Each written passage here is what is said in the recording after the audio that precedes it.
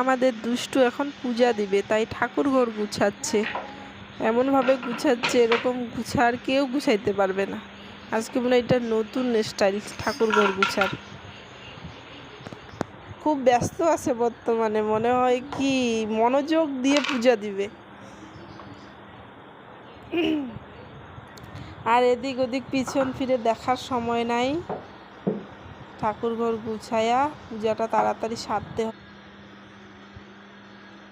কি করতেছো তুমি? এটা পড়লে কি হবে জানো বাবাই? বাবা এটা কৌটাটা নে তাড়াতাড়ি। উপরে রাখ, উপরে রাখ, উপরে রাখ, উপরে রাখ।